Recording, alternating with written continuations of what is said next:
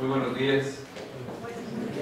A nombre del doctor Raúl Contreras Bustamante, director de la Facultad de Derecho, les damos la más cordial bienvenida a esta conferencia a esta conferencia respecto de la nueva sociedad mercantil simplificada. Para ello contamos, y para nosotros es un motivo de orgullo el que el maestro Eduardo Aguilar Sierra haya accedido a darnos esta conferencia, dado el conocimiento tan amplio que tiene de esta materia. Para no cortar el tiempo, podemos leer el currículum del maestro, el vasto currículum, pero en realidad no vamos a dar mucho tiempo. Daré una síntesis muy apretada, maestro, con su permiso, lo haremos así. El maestro Eduardo Aguilar Sierra es abogado por la Escuela Libre de Derecho, graduado con la tesis por la que incluso recibió mención honorífica bajo el título de la calificación de elección del presidente de los Estados Unidos Mexicanos, análisis y propuestas. Estudió la maestría en Derecho Procesal Constitucional en la Universidad Panamericana, cuenta con diversos diplomados en México y el extranjero, dentro de los cuales destacan el diplomado en Antropología Filosófica impartido por la Universidad Panamericana y el diplomado en Teoría Política y Gestión Pública cursado en Santiago de Chile. Ha participado como conferencista en diversas cumbres, reuniones de alto nivel y foros internacionales, destacando los celebrados por la UNESCO, la ONU, el Banco Mundial, el programa de las Naciones Unidas para el Desarrollo, también Panamá, Estrasburgo, Nueva York y Washington. También ha impartido ponencias en el extranjero, destacando las conferencias en Zimbabue, Corea del Sur, Chile, Panamá, Colombia, Perú, Costa Rica, Brasil y Francia. Ha participado como profesor invitado en el Tecnológico de Monterrey, Campus Santa Fe, y en la Escuela Libre de Derecho, y ha impartido más de 150 conferencias y cursos en todo el país sobre aspectos jurídicos, económicos y políticos. Actualmente es profesor titular en nuestra Facultad de Derecho de la UNAM en las materias de Derecho Mercantil y Títulos de Operaciones de Crédito, así como de Argumentación Jurídica en la Universidad Panamericana.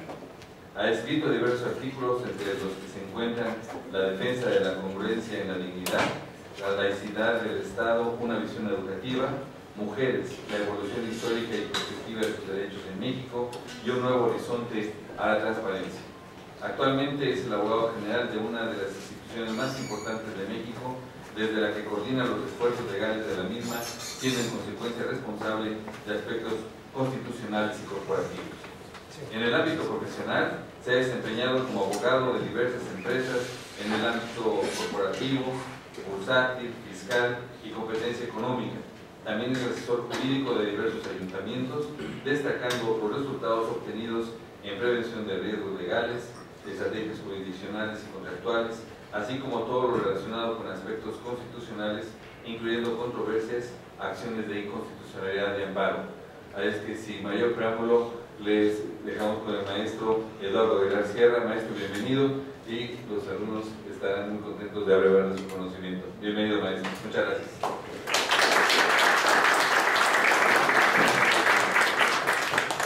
Primero, antes de que el maestro Fausto Razo nos deje por unos momentos, primero quiero agradecerle a nuestro señor director, a nuestro señor rector, por supuesto al titular de la División de Estudios en SUA, el maestro Fausto Razo. Muy agradecido siempre por esta invitación. Fausto, amigo, te agradezco mucho siempre toda la gentileza, tu enorme responsabilidad, profesionalismo has levantado en estos meses que llevas como director de la División de Estudios de la facultad, un extraordinario trabajo, y como parte del claustro de profesores te lo agradezco a nombre de seguramente todos mis colegas, y muchas gracias por todo tu apoyo. Muy bien, pues muy buenos días. Muchas gracias por estar aquí con nosotros en esta conferencia. Déjenme decirles que es un tema sumamente relevante, sumamente polémico. Es uno de los temas con mayores impactos en la vida de las empresas en México, sobre todo porque crea movilidad social. Primero quiero preguntarles y decirles de qué estamos hablando. Estamos hablando después de la libertad y de la vida, lo que siempre busca toda persona, además de buscar siempre tener vida y libertad, buscar tener un sustento. Estamos hablando de la máxima posibilidad de tener sustento para poder subsistir como personas, como parte de la sociedad, en un mundo económico muy complejo, en un mundo donde además no es fácil tener un ingreso para poder tener un adecuado nivel de vida, en un mundo donde se padece de hambre, en un mundo donde se padece de carencias, pero también en un mundo en donde me parece que el Estado mexicano siempre ha olvidado y ha sido ajeno con esta enorme y gran figura de buscar enseñar a pescar y no solamente dar el pescado. Venimos de una cultura en México donde lo que importa es el pescado y darlo, donde lo que importa es dar trabajo a la gente, donde lo que importa es tener sindicatos, donde lo que importa es tener un lugar en donde la gente solamente quizás reciba. Estamos hablando de una sociedad en donde no hemos tenido la construcción como Estado mexicano. Me refiero al Estado mexicano, léase congresos, léase sociedad, léase los gobiernos, en donde estén buscando cómo la gente enseñarnos a tener un sustento, y estamos al final del día en un mundo en donde por un lado la regulación no abona, no ayuda a que todos podamos tener un ejercicio financiero, un ejercicio económico y una empresa propiamente dicha. Estamos hablando pues de lo más importante que hay después de la libertad y de la vida, que es tener un sustento para poder subsistir. Y estamos hablando en consecuencia de una nueva figura mercantil, de una nueva figura establecida por la Ley General de Sociedades Mercantiles, que lo que pretende y que lo que busca es, ante todo, pues justamente esto, tener un nuevo modelo para poder vivir y tener un ejercicio y un mecanismo para que los mexicanos podamos tener una oportunidad de subsistencia, de vida de manera fácil y de manera amigable. Por tanto, la Ley General de Sociedades Mercantiles se modificó recientemente el 14 de marzo de este año, dando pie a una nueva figura de sociedad mercantil, porque como muchos de ustedes sabrán, solamente estaban construidas la sociedad anónima, la sociedad de responsabilidad limitada, la sociedad de comandita simple, pero ahora se crea una nueva figura que se llama la sociedad por acciones simplificadas.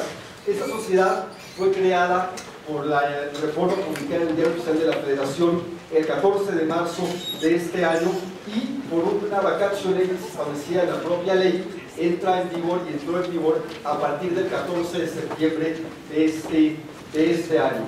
Así que a partir de ahora, pues debemos saber de qué se trata esta figura. Pero la primera pregunta era cuáles eran los motivos, por qué se crea esta nueva figura en la legislación mexicana.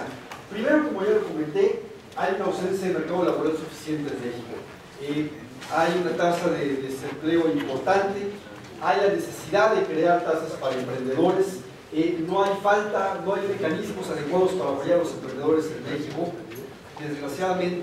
Desgraciadamente la sociedad o la legislación mercantil lo que prevé, lo que hasta hace unos meses preveía, eran mecanismos muy enquilosados, complicados, complejos, económicamente muy costosos, donde se requiere la autorización y siempre la asesoría de un contador, de un notario público, y no era fácil tener un mecanismo adecuado para poder crear una empresa. ¿Qué generaba en consecuencia? Pues un autoempleo, pero un autoempleo que no tenía condiciones jurídicas para poder sostenerlo, para poder llevarlo a cabo.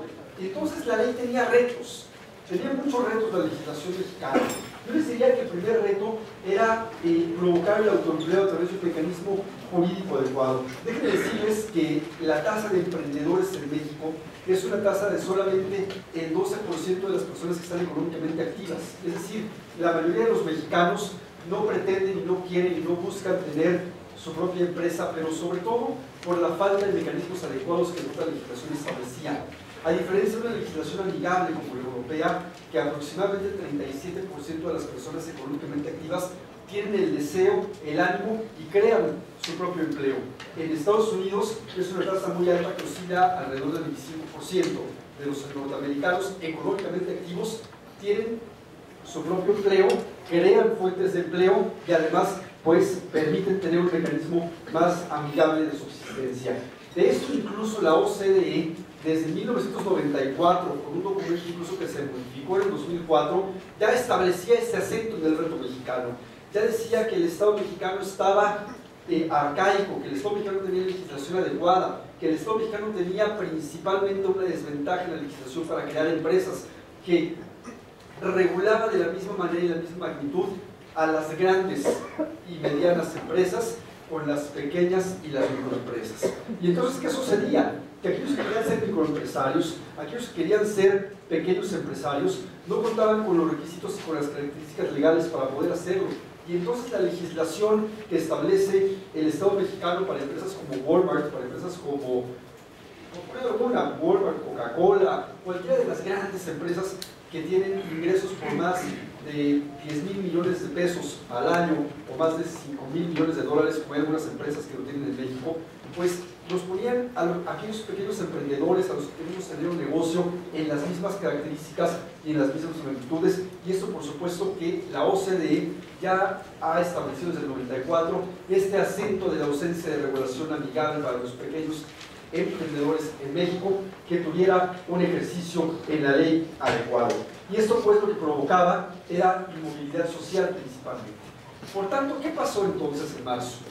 Pues en marzo, el Estado mexicano, después de una iniciativa de varios partidos políticos, el PAN presentó en el 2015, el PRI presentó una meses después, el PRD presentó otra con algunas modificaciones. Es decir, había una necesidad de todos los partidos políticos en México, a través de sus diversos diputados, que muchos de ellos tienen conocimientos amplios en la materia mercantil, en la materia económica, pues han buscado tener, ante todo, características suficientes y adecuadas para modificar la ley. ¿Y qué hizo la ley mexicana? Pues crea esta nueva sociedad, que se llama Sociedad por Acciones Simplificadas. Las iniciativas principalmente de los partidos políticos decían que esta sociedad debía llamarse Sociedad Anónima Simplificada. Al final del día, el legislador decidió darle un nuevo nombre, que es la Sociedad por Acciones Simplificadas. Pero ¿cuáles son las características más importantes de esta sociedad? La primera de ellas, que es, yo diría, la más relevante, es que ya no se requiere de un fedatario público, ya no se requiere de un notario público para poder construir una empresa. Ya no tenemos que ir con un notario público que cobra normalmente entre 6,000 y 11,000 pesos para la constitución de una sociedad. El segundo gran tema es que ya se permiten tener sociedades de una sola persona. Eso yo les diría que es también una de las características más importantes de esta ley. Al final del día, desde 1934, autores italianos y autores alemanes ya hablaban de la necesidad de crear sociedades denominadas unimembres, de las sociedades que nada más son construidas por una sola persona. Por supuesto que es un concepto tautológico, porque el nombre de sociedad automáticamente advierte la reunión de dos o más personas, pero para efectos societarios se hace una ficción de la ley y se busca entonces que se constituyan empresas por una sola persona. ¿Qué ventaja hay entre la constitución de una empresa, ya sea de una o más personas, a la diferencia que uno se dedique a un negocio mercantil? Pues es muy importante, que es evitar la confusión de patrimonios. Es decir, en el momento en que tú creas una empresa, aunque sea unimembre, si yo, Eduardo Aguilar, decido crear en este momento una empresa que se llame Facultades Unidas Sociedad por Acciones Simplificadas, o SAS, ¿qué implica? Que el patrimonio personal ya no se confunde con el patrimonio de la empresa. Que si el patrimonio de la empresa tiene un problema, bueno, pues se responde solamente por el monto de las aportaciones, claro, aunque exista fraude o actividades ilícitas de mi parte, pero ya no existe una confusión patrimonial. Entonces, ¿qué genera esto? Certeza jurídica, genera la posibilidad de crear un negocio distinto a tu persona como tal. Le puedes poner un nombre, y si yo vendo una mercancía, pues ya no lo hago en nombre de Eduardo, lo hago en nombre de una empresa que he creado y que está con la facilidad de hacerlo sin un notario público, con una característica económica mucho más amigable y más sencilla. El tercer tema es que el trámite se hace principalmente en Internet, el trámite se hace en línea. Esto no solamente genera una ventaja de los costos financieros, sino que también genera o desvirtúa una desventaja de los costos o de las diferentes características que impedían a las personas acudir a un notario, por ejemplo, y poder hacer el trámite desde su hogar o desde una otra fuente de empleo que tengan. Entonces, déjenme decirles que este trámite lo que busca principalmente es hacerse por Internet, con una ventaja y con una desventaja. La ventaja es que no tienes que formarte en filas, ni en la Secretaría de Economía, ni tener que pagar 10,000 pesos a un notario. La ventaja también implica entonces que los diversos socios de esta sociedad no tienen que estar nunca reunidos. No debe haber, o la ley no exige, una reunión o una asamblea general de accionistas o una reunión en un solo lugar, ya sea en la Secretaría de Economía o en un notario, para que juntos constituyan y firmen. Es decir, yo puedo firmar electrónicamente mi adhesión de la sociedad y alguno de ustedes lo puede hacer independientemente del estado en el que se encuentren, de la entidad federativa de la ciudad o del momento en el que se encuentren. Entonces, lo que busca es un mecanismo que se le llama un mecanismo no unificado, sino disuasivo, pero unificado para la creación de una sociedad. Entonces, yo firmo hoy la sociedad anónima, lo pueden hacer ustedes mañana, pasado mañana, en unas horas después distinta a la mía, no tiene que ser al mismo momento, todo a través de internet. Eso genera también la posibilidad de crear sociedades. Recuerden ustedes cómo se crean las sociedades en el mundo. Las sociedades se crean en el mundo a través de las mercantiles, a través de la existencia de la necesidad de proyectos económicos altísimos, sobre todo en Italia, sobre todo en Gran Bretaña, sobre todo en la península ibérica, cuando empezaban con las conquistas financieras y con las conquistas de mercados traídos, por ejemplo, con mercancías de África, con mercancías desde las Indias, ¿no?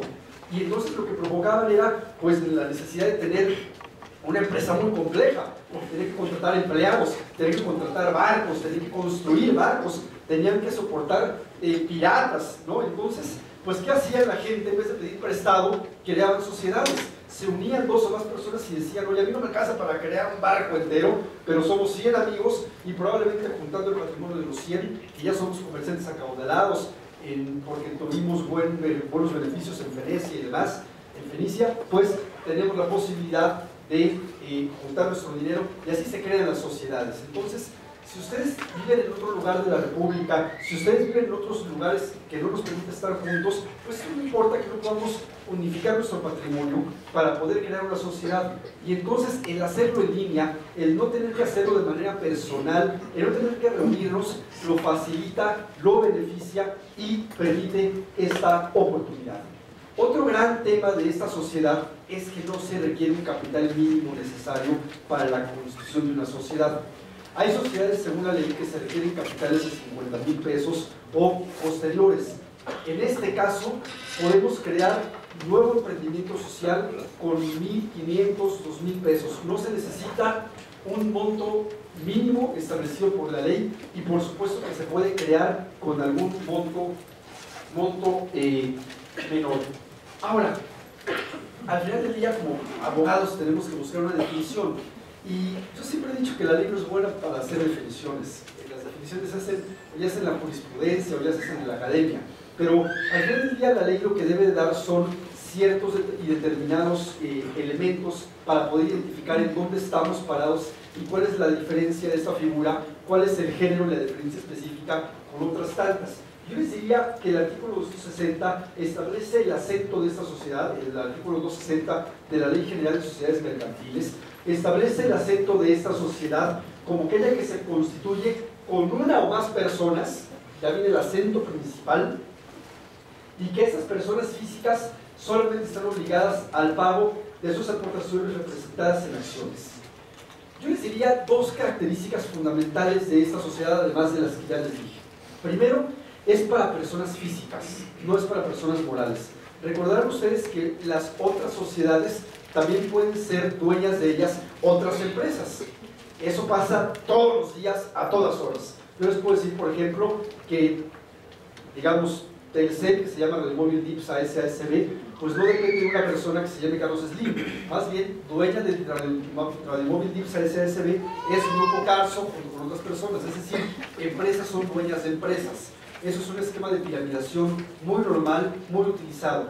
Pero en esta ocasión, como se trata de una figura, yo les diría, excepcional de la ley para beneficiar a los emprendedores, se entiende naturalmente una figura hecha para personas físicas y no para personas morales. Ahora, ¿quiénes pueden ser socios de esta sociedad? Como les dije, personas físicas.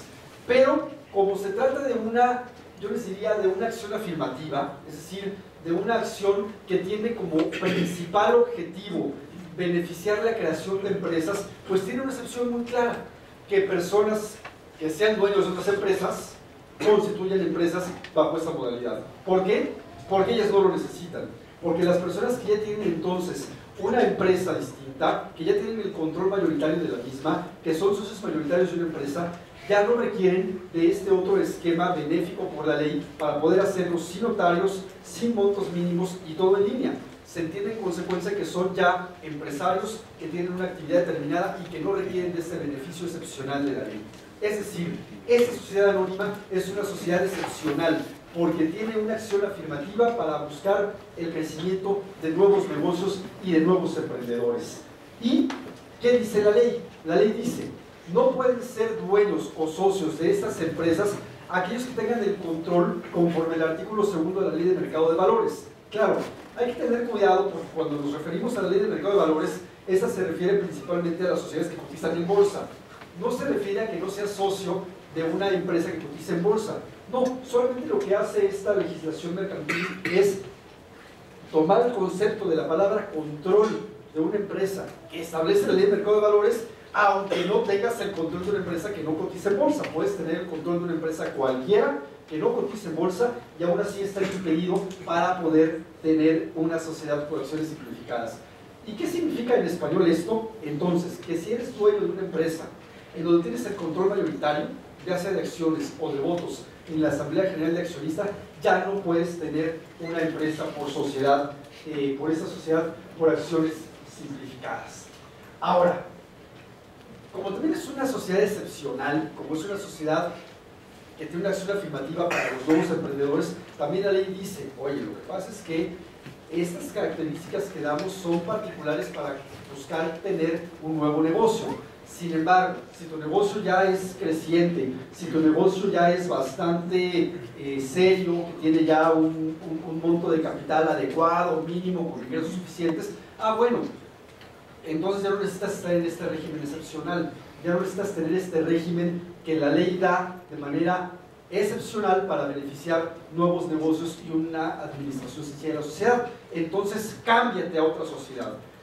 ¿Qué dice en consecuencia la ley? Que si tú tienes ingresos con esta nueva sociedad por acciones simplificadas de más de 5 millones de pesos al año, ingresos anuales por más de 5 millones de pesos, ya tienes que transformarte en otra sociedad. Y tienes que transformarte en consecuencia ya sea a una sociedad anónima principalmente o a una sociedad de responsabilidad limitada. ¿Y qué te dice también la ley? Que en caso de que tengas ingresos anuales por más de 5 millones de pesos y no te transformes, bueno, hay una sanción, hay un castigo para los socios.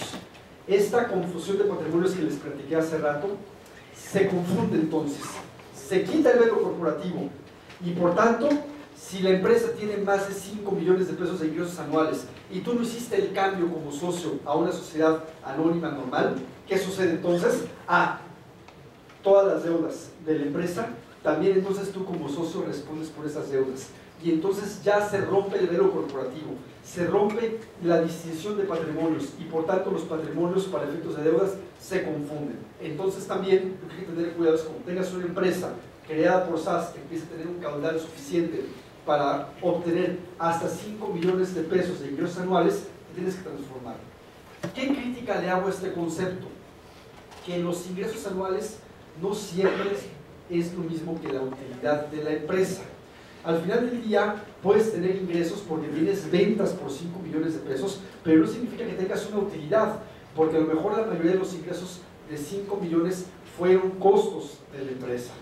Al final del día me parece que debería de hacerse una reforma en esta parte de la ley para obtener ingresos ya que sean utilidades propiamente dicha y no de 5 millones de pesos, sino en todo caso bajar las utilidades a quizás 1 o 2 millones de pesos. Cuando esto ya sucede, quiere decir que tienes la necesidad de contratar, por supuesto, expertos en contabilidad certificados, además abogados, para poder realizar las actividades propias de la empresa, pero me parece que la unidad de medida no tiene que ser los ingresos, porque muchos de esos pueden ser costos, sino que tiene que ser respecto a un ejercicio de medición de la propia beneficio y utilidad de la empresa.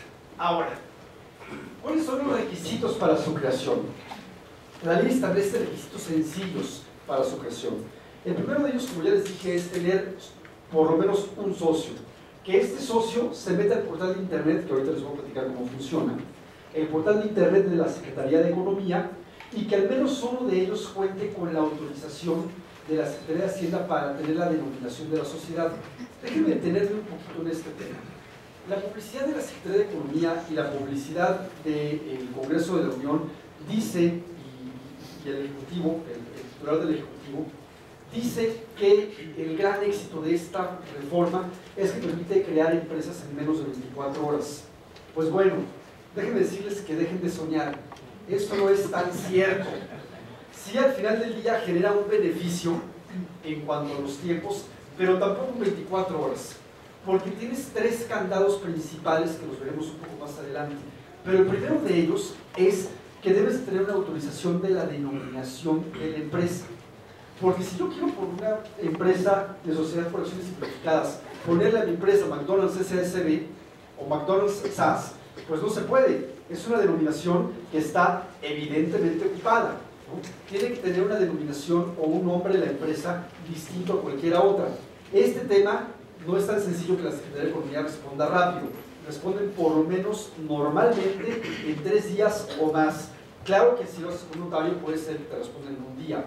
Pero bueno, en este ejercicio responden aproximadamente en 3 días. Entonces, ¿cuál es el paso previo a construir una empresa así? Tener una denominación ya autorizada por la Secretaría de Economía. ¿Cómo se hace el trámite de la denominación? En el mismo portal de internet se ingresa una solicitud para que alguno de los socios, una persona física, pueda tener la autorización de la denominación. Una vez que lo tienes, viene otro problema.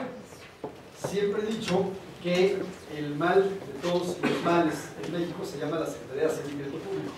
Entonces, tampoco te emociones ni te ilusiones.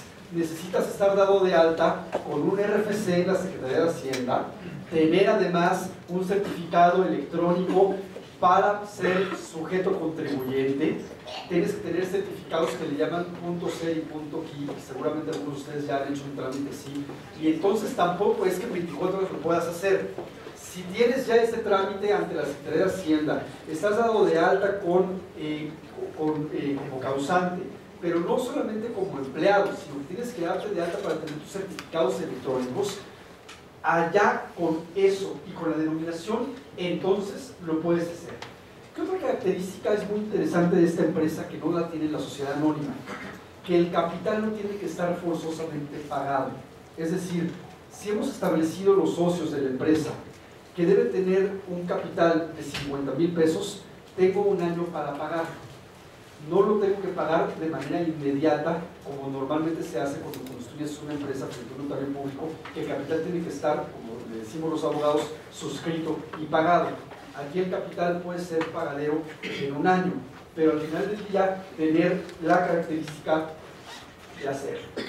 Ahora, el procedimiento para su construcción se hace todo esto ante la Secretaría de Hacienda. Déjenme explicárselos así, de manera sencilla, a través de estas láminas. Bueno, pues tienes que meterte al portal de internet de la Secretaría de Economía, que se llama Tu Empresa. Naturalmente encontrarás el anuncio de que se trata ya de la sociedad por acciones simplificada. Y como les he comentado, tienes que darte de alta con tus certificados KIS, tu certificado .CER del SAT. Esto quién lo tiene que hacer uno de los socios, es decir, el socio que va a ser el socio presentador de la solicitud o el socio que iniciará con el trámite de la solicitud, es quien se mete al portal. No lo tienen que hacer todos, lo tiene que hacer por lo menos uno de ellos, y ese, digamos, va a ser el titular del trámite. Y entonces este socio, ya con sus certificados, le dan un password, le dan una contraseña, le dan un folio, y a partir de ahí se puede iniciar el trámite para la constitución de la empresa. ¿Qué debes de poner en el portal? Bueno, pues el domicilio de la sociedad. No importa que esté en cualquier lugar del país, pero de preferencia que coincida con el domicilio fiscal de alguno de los accionistas, si no van a tener algunas complicaciones en el trámite. La duración. Antes la ley establecía principalmente que la duración de las empresas debía ser definida. Hoy le pueden poner ustedes como duración indefinida.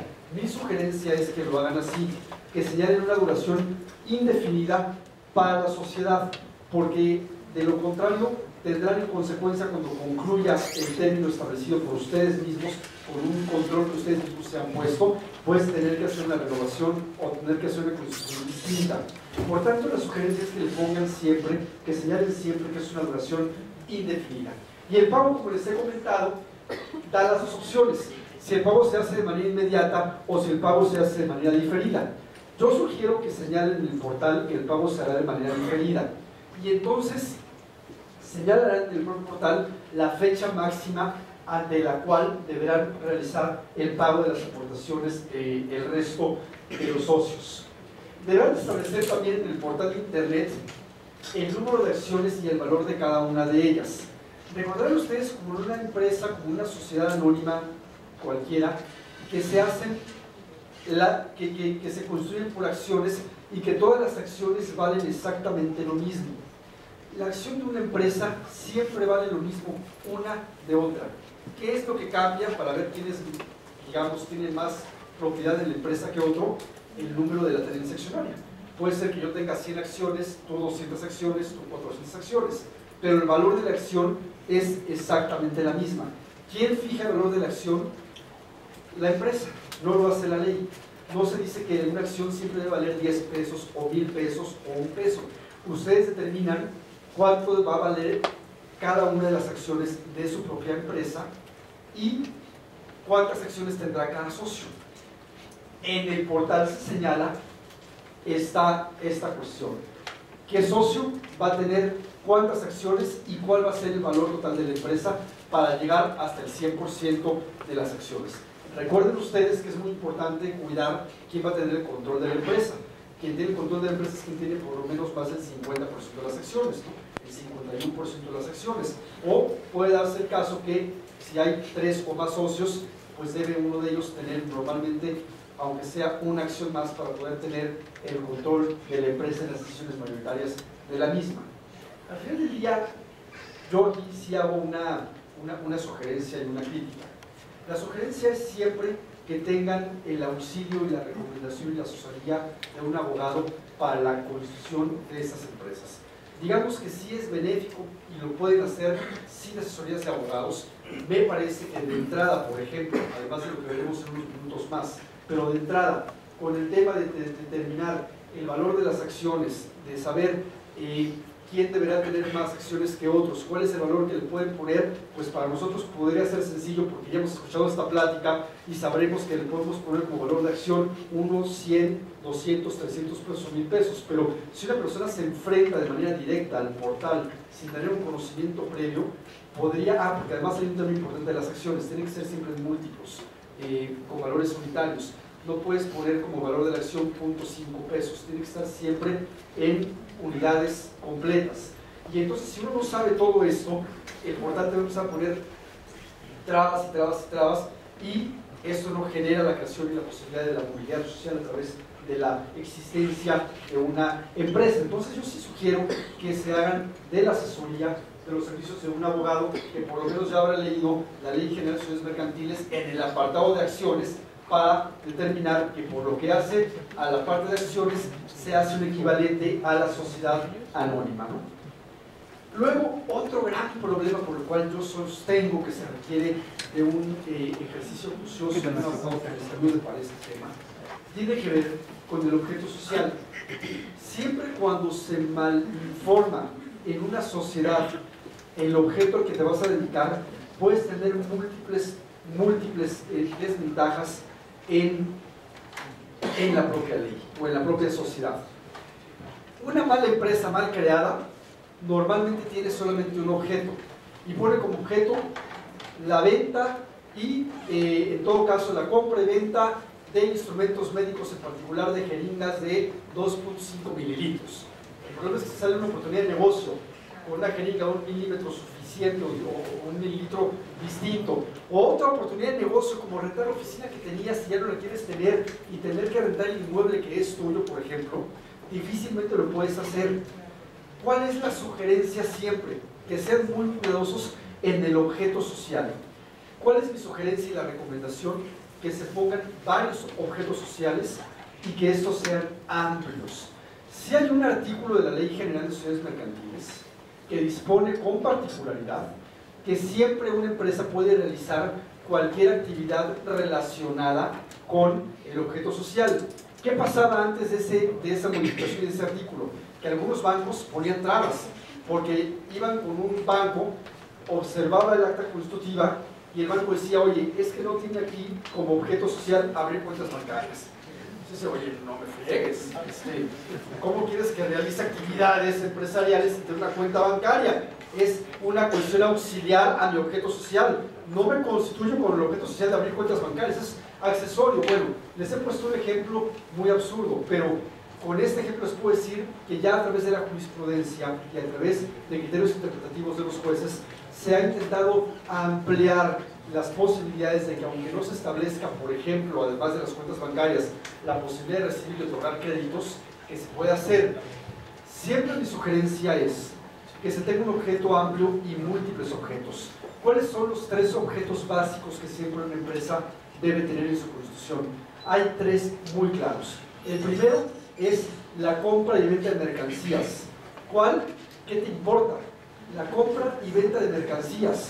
Con eso es suficiente para poder en consecuencia tener una actividad económica generosa, amplia, que como pueden ser jeringas, como pueden ser de mañana monedas, como puede ser de mañana importación y exportación de productos. Al final del día, la compra y venta de mercancías te permite tener un objeto suficientemente amplio para poder tener una actividad económica múltiple. Segundo tema relevante, siempre vale la pena que adviertan la cuestión inmobiliaria, la posibilidad de comprar, vender y arrendar bienes muebles e inmuebles. Y con esto siempre se van a poder dedicar a la construcción, que es un negocio muy lucrativo, o incluso si ustedes tienen un inmueble, lo van a poder dar en arrendamiento. Si no se establece esta cláusula, en muchas ocasiones no pueden como actividad dedicarse a dar arrendamiento de bienes muebles e inmuebles. Y entonces siempre vale la pena señalar como característica, además de la compra y venta de mercancías, la compra, venta y arrendamiento de bienes muebles e inmuebles. Y el tercer tema que siempre vale la pena señalar en cualquier objeto social de las empresas es establecer la posibilidad de otorgar créditos. Con esto les da la oportunidad, porque el otorgamiento de créditos no es una actividad exclusiva reservada a los bancos. Lo que está reservado a los bancos es el depósito de dinero. Eso sí no lo puede hacer nadie más que instituciones bancarias. Pero el otorgamiento de créditos, léase hipotecarios, léase créditos prendarios, léase créditos simples, con mutuo, sin interés, con interés, puede hacerlo una empresa que tenga en consecuencia en su objeto social la oportunidad de hacerlo. Por tanto, yo les diría, esos son los 3 objetos básicos o de oros que sugiero en una empresa: compra y venta de mercancías, compra, venta y arrendamiento de bienes muebles e inmuebles, y tercer tema, la posibilidad de otorgar créditos. Además, ya si quieren en consecuencia protegerse un poco más, pueden establecer como objetos accesorios o auxiliares, entre otros, por ejemplo, la apertura de cuentas bancarias, la expedición de títulos de crédito, entre otras cuestiones. Ya a lo mejor, si tienen un negocio muy particular, perfilar efectivamente, si vale la pena perfilar ya al negocio que se estén enfocando el tema. Y también es bueno perfilar. ¿Y por qué es bueno perfilar? Porque así ustedes en el mercado se van acreditando. Y se van acreditando en el mercado porque si ustedes quieren especializarse en la venta de jeringas, por supuesto que es válido. Nada más mi sugerencia es, no solamente en tu objeto social te limites a eso. No quiere decir que no pongas la palabra venta de jeringas. ¿Por qué? Porque así en el mercado te vas dando a conocer. Y entonces cuando tú contratas con una empresa multinacional, verán que tu objeto social tiene de manera específica esta actividad y en consecuencia generará y dará una oportunidad para tener un mercado creciente y empezarás a posicionarte como una empresa relevante en esta industria particular a la que quieres dedicar. Sin embargo, no es, insisto, el único objeto que sugiero que establezca. Pero, ¿qué me parece de preocupación? Que el portal, eso sí, establece distinciones muy particulares y también esta gama amplia no es fácil advertirla en el propio portal, que establece la Secretaría de Economía. Necesita la Secretaría de Economía hacer una modificación urgente en su portal para poder señalar múltiples objetos sociales de la empresa. De otra manera, se está generando una imposibilidad, o por lo menos sí se puede hacer, pero con dificultades, porque sí hay una manera de señalar cuál es la actividad principal a la que se dedicará.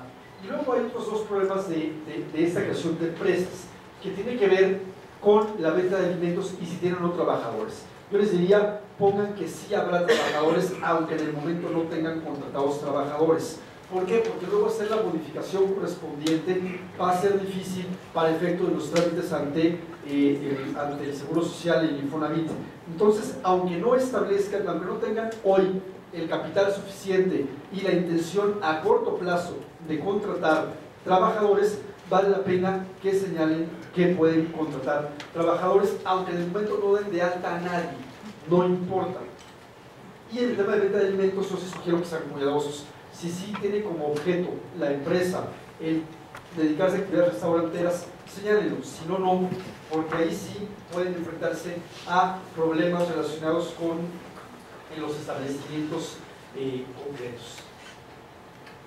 Hay una pregunta muy interesante que se hace en la ley que también nos hacemos los abogados.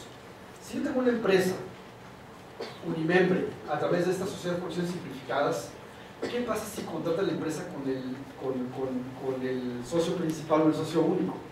Es decir, el caso de muchos de ustedes que son abogados y ustedes construyen una empresa, ¿puede haber algún contrato entre ustedes como prestadores de servicios y la empresa creada por ustedes mismos?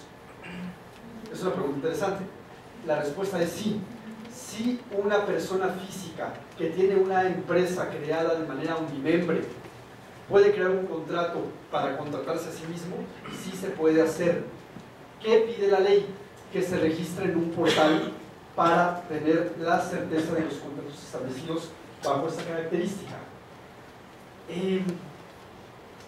Una vez que hacen todo esto, digamos, hacen este proceso de constitución, que la verdad es que sí es amigable, es sencillo, la Secretaría de Economía a través del portal va a expedir dos documentos, que es el contrato social, es decir, una especie de acta constitutiva en donde se va a señalar las cláusulas, los requisitos de la sociedad, las generales de los socios y una boleta de inscripción en el Registro Público de Comercio.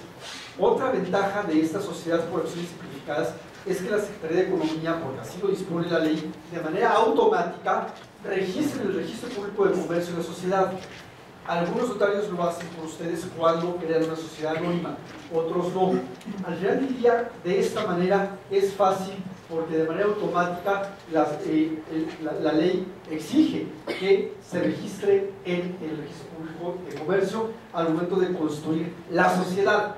Y en consecuencia, la pregunta es, ¿cómo compruebo ser dueño de la empresa? Si yo soy dueño de una empresa que usa el notario público, normalmente se prueba con el acta constitutiva y con el testimonio notarial dada por el notario. Aquí no tienes un testimonio notarial dada por el notario. Lo que tienes es un contrato social que está registrado en la Secretaría de Economía, que en la página que tú vas a tener en tu portal, en la propia Secretaría, te permitirá imprimirlo de múltiples ocasiones para poder comprobar que eres socio y además te emitirá una boleta de inscripción en el Registro Público de Comercio. Yo sugiero que esos sean los dos documentos con los que siempre acudan a crear la sociedad. Ahora, ¿qué otros temas interesantes tiene esta sociedad? Bueno, primero, no solamente la Constitución tiene facilidades, también tiene facilidades para la administración propia de la sociedad. Cualquier otra sociedad que no sea esta sociedad por acciones simplificadas, la Asamblea General de Accionistas debe de reunirse de manera física. En esta sociedad se puede hacer una reunión de manera virtual. ¿Cómo se hace de manera virtual? Se envía a través de un sistema, le hace un correo electrónico, el acta de la sociedad que ustedes pretenden crear o tener en una Asamblea General de Accionistas. Tienen que revisar qué dice la Ley General de Sociedades Mercantiles para saber qué se hace en una Asamblea General de Accionistas de manera ordinaria o extraordinaria, y a través de un correo electrónico y con las claves establecidas por la propia Secretaría pueden ustedes aprobar esas actas. Y una vez que estén aprobadas por todos los socios o por la mayoría, surten efectos legales. ¿Qué significa eso? Y está muy interesante. Que no requieres presencia física en las asambleas generales de accionistas. Los socios los tienen que trasladar. Si tienes un socio en Chihuahua, que es el que se encarga de vender allá las cosas, otro en Chiapas, otro en Campeche, otro en Yucatán, otro en Baja California Sur, no necesitan reunirse físicamente para tener decisiones de la empresa. Esas decisiones se pueden tomar de manera virtual. ¿Qué sí pide la ley y el reglamento creado o las instituciones creadas? Pues que se registren en este sistema que se llama Publicación de Sociedades Mercantiles. Ahí está la página, dense una vuelta. Todavía le hace falta que se mejore este portal, pero ya la Secretaría de Economía ha creado este portal para la publicación de sociedades mercantiles y en pronto tiempo, espero, hay que pedir a la Secretaría de Economía que lo haga rápido, en pronto tiempo tendrán que señalar más opciones para señalar ahí las publicaciones, y entonces ahí se podrán señalar las publicaciones que hay de las asambleas generales de accionistas, de las acciones, y también en este portal, ahí en esta página, se publicarán los contratos establecidos entre la persona física y la persona moral. Todo es color de rosa, todo es amigable, todo es agradable con esa sociedad. No. Ha tenido muchas críticas y múltiples críticas por parte de muchos sectores. Yo les diría, hasta Forbes, la revista Forbes ha publicado varios artículos criticando esta sociedad. ¿Cuáles son las principales críticas? Pues yo les diría primero que hay una crítica muy importante del gremio de notarios. Y yo les diría que una parte de la crítica está sustentada en un interés muy particular de los notarios que están perdiendo un nicho de mercado, pero también otra parte tienen algo de razón. Por supuesto que la parte en la que no tienen razón es que están vueltos locos los notarios, con todo respeto a mis amigos notarios, porque claro que están perdiendo un nicho de oportunidad económica muy importante, porque la única manera de sacar una empresa era pagando 10,000 pesos a un notario. Ahora ya no. Entonces están verdaderamente enojados porque se les está yendo un nicho de mercado muy relevante, pero un poco entre comillas, porque también los notarios pueden facilitar la creación de esas empresas. Lo que habrá que hacer los notarios, lo que deberán hacer los notarios es bajar el arancel, y en vez de cobrar 6,000 o 10,000 pesos, tener un arancel menor para auxiliar y ayudar a las personas que quieran crear ese tipo de sociedades. Me parece que es bueno que también se acuda con un notario o con un experto legal en el tema, porque no es sencillo crear este tipo de sociedades. Al final del día, la manera de hacerlo en Internet es económica, es amigable, pero se requiere también de una asesoría adicional, ¿no? En materia laboral, en materia de contratos, en materia fiscal, en materia de denominaciones, porque si alguien ya hace sin asesoría, no fácilmente lo va a poder hacer. ¿Qué está pasando? Que los que están muy contentos son, digamos, los abogados litigantes, porque un abogado litigante que conozca bien y sepa, se abre un nicho de oportunidad de negocio. Es decir, yo les diría a ustedes, amigos, estudiantes y abogados de la UNAM, aquí hay un nicho de oportunidad importante en el mercado laboral, porque con estudiar y conocer muy bien la Ley General de Sociedades Mercantiles, el Código de Comercio, la existencia y las creaciones de sociedades, los requisitos para las acciones, cómo se tramitan, cómo se maneja una acción, cuáles son los objetos sociales, el poder hacer un estudio de las leyes de establecimientos mercantiles de cada entidad federativa, ayudará a brindar un servicio jurídico, profesional, adecuado, incluso con asesoría contable adicional a esto, para poder tener un buen negocio para el cliente que los contrata a ustedes. Sin embargo, la crítica principal que le hacen digamos, este tipo de sociedades es a base de números macroeconómicos, y los críticos dicen que cómo es posible que se facilite tanto la creación de empresas si más del 82% de las empresas que se crean en menos de 2 años o 3 años quiebran. Y yo, con todo respeto a esos críticos, les diría, pues ¿qué importa? Al final del día, sea constituida por notarios públicos o sea constituida sin notario público, la tasa puede ser que no decrezca. Es decir, si esas son las tasas que tienes de empresas que no son financieramente sustentables y que perduren en el tiempo, Pues esto no cambia, más bien lo que hay que hacer, y esa es la segunda crítica, es que no hay un esquema de capacitación, que no hay un esquema de asesoría contable. O sea, yo sí creo que tiene que hacer el Estado mexicano urgentemente, es no dejar esta plataforma y dejar en el mar y en el océano sin asesoría a los emprendedores que quieran buscar una empresa de esta manera. ¿Por qué? Porque se requiere de tener conocimientos fiscales, se requiere tener de conocimientos contables, se requiere tener de conocimientos jurídicos, y entonces si nada más se abre la página, el portal, y ahí acabamos, sí puede ser que no tengamos una planeación de negocios adecuada para poder construir un negocio. Es decir, hay que tener cuidado, sí, hay que beneficiar este tipo de sociedades, pero con cuidado. ¿Cuáles son otras de las críticas a esta sociedad? Que no se ponen en 24 horas. Primero, como ya les dije, por el tema de la denominación. Se requiere tener una denominación autorizada por la Secretaría de Economía, que se puede hacer en el propio portal, pero que no tarda 24 horas, tarda 3 días. Segundo tema, que se requiere tener las firmas electrónicas de Hacienda. Uno tiene que ir antes con la Secretaría de Hacienda, tener firmas electrónicas, y una vez que están dadas de alta como contribuyentes, ahora sí crear esta figura. Tercer tema, que la propia ley del artículo 63 de la Ley General de Sociedades Mercantiles dispone que una vez que hiciste todo el trámite de internet que ya les expliqué para crear la sociedad, debe de verificar el contrato social. Esta verificación no está tardando menos de 24 horas, y cuando tenga una saturación será, por supuesto, todavía peor. Yo espero que no pase. Al final del día, yo les diría, no importa, me parece que es una buena figura que tiene que ser sin duda mejorada, pero que vale la pena.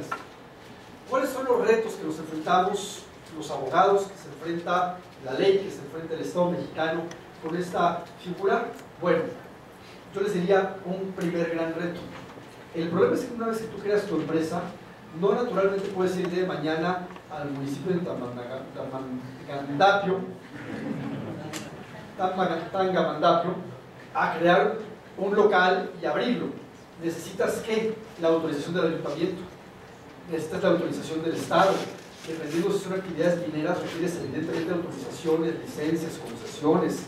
Normalmente, en el caso, sobre todo en materia de establecimientos de restauranteros, por ejemplo, requieres temas de protección civil, requieres normas oficiales mexicanas para la creación de determinados temas, requieres la creación de marcas, la creación de alguna marca registrada. Es decir, tampoco es que ya porque tengas tu empresa construida, ya mañana vas a poder abrir un local. Necesitas hacer los trámites ante los municipios correspondientes. ¿Cuál es el reto que está buscando la Secretaría de Economía también? Y lo dispone la propia ley y un reglamento, que municipios generen la permisión para que se creen trámites de manera fácil ahí. Es decir, los municipios van a poder hacer trámites, van a poder inscribir trámites en este portal, y entonces de manera muy sencilla se podrán hacer. Al final del día, ¿de qué estamos hablando? Estamos hablando de movilidad social, estamos hablando de la creación de empresas, de la posibilidad de que los mexicanos no solamente tengamos el pescado, sino que nos enseñen a pescar. Hay una oportunidad enorme de nicho profesional para ustedes. Muchas gracias, muy buenos días.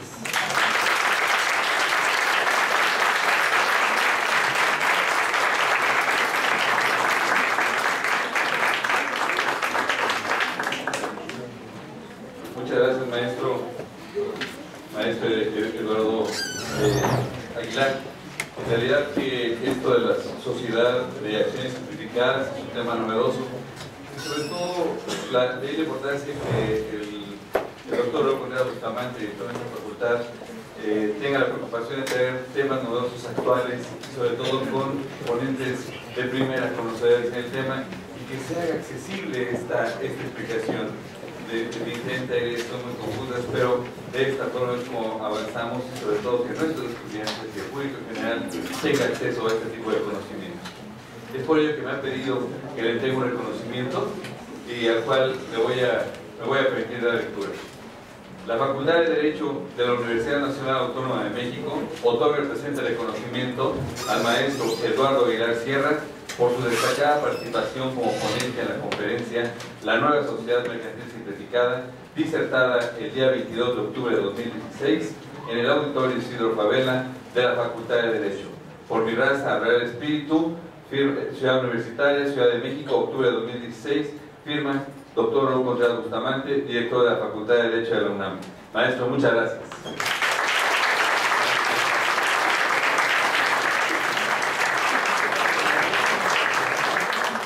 Gracias por la asistencia y los invitamos a la siguiente conferencia respecto de proceso oral civil y mercantil. Muchas gracias.